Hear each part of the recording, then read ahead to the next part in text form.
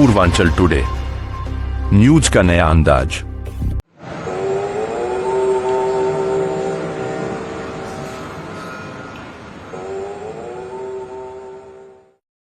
मुकाम, मंजिल, लक्ष्य, टारगेट, गोल ये सभी इच्छा प्राप्ति के लिए तय किए जाने वाले गणितीय पद, प्रतिष्ठा और जरूरी अंक को संबोधित करते हैं। इनको पाने के लिए ध्यान देना पड़ता है, अर्थात ध्यान लगाना होता है। भाजपा की हर प्लानिंग में ध्यान का अहम रोल है।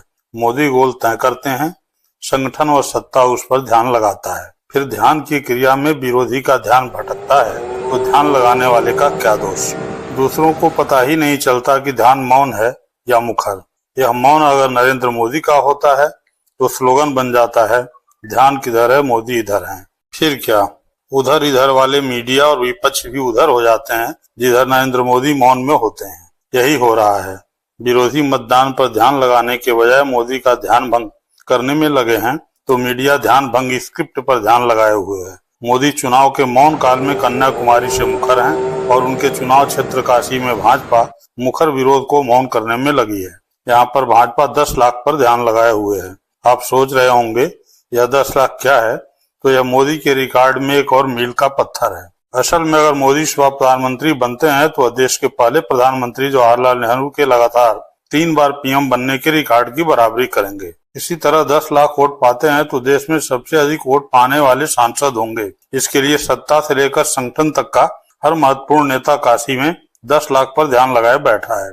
इसके लिए बीजेपी अध्यक्ष जेपी नड्डा, यूपी के सीएम योगी आदित्यनाथ, राज्यसभा में नेता सदन पीयूष गोयल समेत पार्टी के तमाम बड़े नेता काशी में हैं। दर्जन भर के करीब मंत्री, मुख्यमंत्री और केंद्रीय मंत्री चुनाव प्रचार में जुटे हैं। भाजपा ने अलग अलग समाज भर के मतदाताओं को साधने के लिए अलग अलग समाज के नेताओं को जिम्मेदारी दी है। माइक्रो मैनेजमेंट की कमान CR पाटिल संभाल रहे हैं। गुजरात बीजेपी के अध्यक्ष CR पाटिल ने तब भी वाराणसी में कैंप किया था जब 2014 में नरेंद्र मोदी वाराणसी सीट से पहली बार चुनाव मैदान में उतरे। CR पाटिल और उनकी टीम के साथ गुजरात बीजेपी के प्रभारी और प्रदेश महामंत्री संगठन रत्नाकर भी सक्रिय हैं। रत्नाकर काशी और गोरक्ष प्रांत के भी संगठन मंत्री रह चुके हैं। ध्यान देने वाली बात यह भी है कि CR पाटिल की अगुवाई में ही बीजेपी ने पन्ना प्रमुख और पेज कमेटी के फार्मूले का सफल प्रयोग वाराणसी में किया था। भाजपा ने करीब 300 से अधिक पदाधिकारियों और पूर्व पदाधिकारियों की भारी भरकम फौज विधानसभा स्तर पर प्रचार के लिए उतारी है। पर्ची वितरण से लेकर मॉनिटरिंग तक के काम में भी डेडिकेटेड टीम लगाई गई है। विधायक, पूर्व विधायक, पार्षद और संगठन से जुड़े लोगों के साथ ही यूपी के अलग अलग जिलों,